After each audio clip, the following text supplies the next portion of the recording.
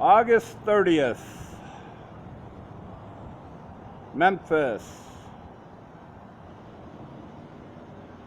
Life on the Mississippi. You know, there's sometimes in traveling as a 55-year-old homeless man that you see certain things time and time again. Say, that seems like a theme from city to city. That seems like a motif from city to city. But sometimes there comes something that kind of puts your life and the times you spent kind of in a nutshell, or kind of an egg, if you will, I guess. This is the Visitor Center on the banks of the Mississippi here in Memphis. Off in the distance is the pyramid, and behind the Visitor Center, if I can find it here, is what's called Mud Island. Okay?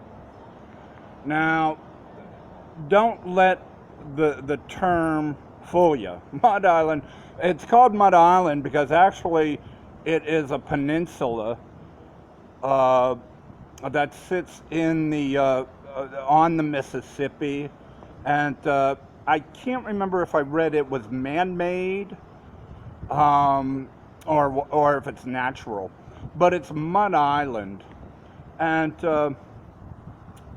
I haven't been over there. I thought, I heard a lot about it. I heard it's a very idyllic community. It's kind of a perfect community, kind of quite the neighborhood. No trash cans, beautiful streets, wonderful sidewalks, great cafes, the picturesque kind of southern place any visitor would want to visit to see perhaps maybe how the other half lives here in the South. On this side is Mud River Park, all right? And it is kind of the link, all right? This is Mud River Park. This is the link, all right, from the city, okay? There you have the pool, okay, the public pool, all right? And for a fee, you can swim in it, or could have swum in it.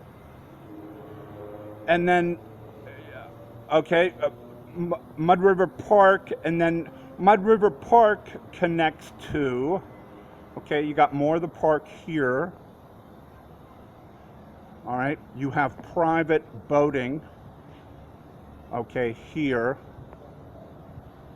All right. And then you have Mud Island, all right, right beyond that huge span that links Arkansas with Memphis, all right. So kind of here you got everything kind of in a nutshell here. You got something for the kids to entertain them. You got something for the adults to aspire to, perhaps. I'm so sorry. I didn't mean to offend, okay? And then you got your visitors who are here, who are kind of like on a bridge, okay, between downtown Memphis and its sights with the pyramid and the skyline and, the Memphis Belle over there in the harbor that for a price you can ride in, and then Beale Landing not further up. And so here you got kind of a bridge here, all right, to the fun and games of the children, and then the big people with their cars and their toys, okay, in a private harbor here, over here, on Mud Island. Now, beneath me, this bridge, I am walking this bridge because the tram, you can pay $1 or so each way to ride the tram, which is beneath me.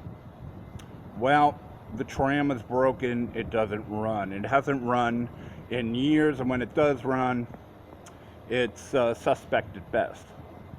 Okay, so I've opted for the bridge. Okay, I'll be on foot, and you know, to get my way to Mud Island and the community all alone in a peninsula with only one way in. Okay, remember, a peninsula is not an island. It's three-sided, not four. So here I went walking because I didn't want to pay the tram. It's the end of the month and I have no money. Okay, but I still would like to see this idyllic community. Okay. And see what pictures I can take there. So I decide I will walk over to Mud Island. As I walked, I observed how great. It looks like an amphitheater they have there, which I don't think is no longer in use. What they did is they took the amphitheater and they threw it over there onto Front Street. I think it's somewhere on Front Street now. I don't believe this amphitheater is no longer in use, although they have shows. Joe Walsh was just here at the Mud Island Amphitheater. I don't think it was there. I think it may have been on Front Street. You know, can get sometimes confusing down here in the South. I've noticed is that street names will change in the bat of an eye, in the blink of an eye. You'll go from Bellevue to Elvis Presley Boulevard. You know, you'll go from Alicia Street to Hollywood Street, and you won't make a right, you won't make a left. You'll just keep going, and the street will change. Okay. Anyways. So I'm walking over this bridge, and I don't know if you can see it. I get to the other side of the bridge, and it's fenced off. It is fenced off, and it is closed. Okay? So I cannot get to, like, a shelter or any kind of housing. You know, I cannot get to the neighbor's house here because the bridge is gated. It's locked up. Okay? And there's no way to get over there. At 55 years old and a white man, I really don't want to ride the rides in the amusement park here, but I would like to see the community that exists here, but I can't get there. I can't walk over the bridge to get there. The tram, I even thought of working, you know, maybe, all right, I'll maybe ride the tram, but the tram is not working. So how does somebody get over there? I don't have a boat. You know, there is no boat. I sold my boat before I became homeless because I wanted to buy drugs or, you know, get my prescription refill of OxyContin before I hit the streets. So what's a man to do at 55? Wait. How does he get to that neighborhood? How does he get into that community there? If there's no way by foot, no way by vehicle.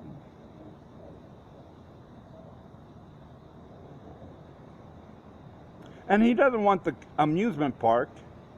He's kind of tired of games. He would just like to get in the community.